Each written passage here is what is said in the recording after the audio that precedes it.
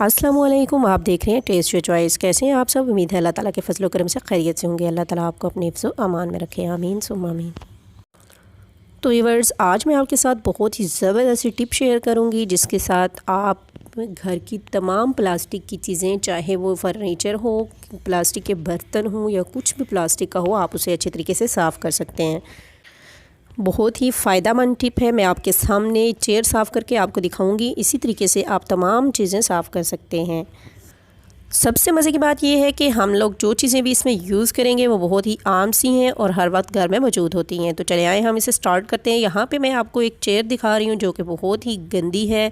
आप देख सकते हैं कितने निशान इस पर पड़े हुए हैं, दाग पड़े हुए हैं। तो चले आए देखते हैं कि हम इसके लिए कौन सी चीज़ें यूज़ करेंगे। यहाँ पे एक बाउल मैंने ले लिया है छोटा सा। इसमें हम ऐड कर देंगे baking soda.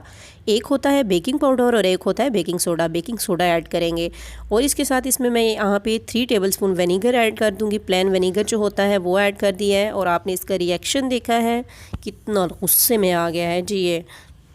Third and last चीज़ जो हम इसमें ऐड करेंगे वो है लेमन जूस हम इसमें ऐड करेंगे। तकरीबन 1 टेबलस्पून के बराबर हम इसके लिए ऐड करेंगे और इसको अच्छे से मिक्स कर लेंगे। तमाम चीज़ें मिक्स हो जाए तो हम एक कपड़ा लेंगे और कपड़े की मदद से तमाम चेयर पर ये लिक्विड अच्छे से लगा लेंगे। अगर आप चाहें तो ग्लव्स का भी यूज़ कर सकते हैं।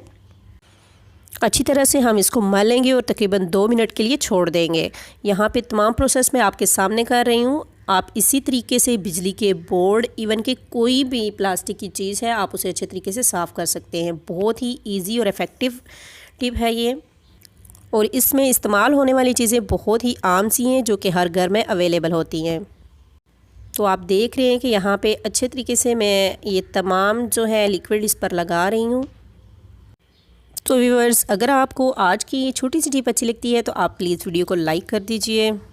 तमाम लिक्विड अच्छे से लग चुके हैं और आप देख रहे हैं कि ये लिक्विड लगाते साथ ही हमारी चेयर कितनी ज़बरदस्त से साफ़ हो चुकी है, अच्छी सी शाइन दे रही है। अब हम इसको किसी और ड्राई कपड़े के साथ अच्छे तरीके से साफ़ कर लेंगे।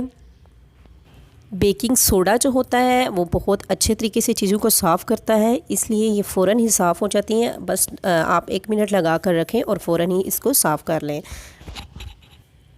तो व्यूअर्स, ज़रूर बताइएगा कि आपको कैसी लगी आज की ये यूज़फुल सी छोटी सी टिप जो कि आपके बड़े काम आएगी। तो व्यूअर्स, जिस तरह मैंने आपके सामने चेयर साफ़ किया है, आप इसी तरह कोई भी प्लास्टिक का आइटम हो उसको ऐसे ही साफ़ कर सकते हैं।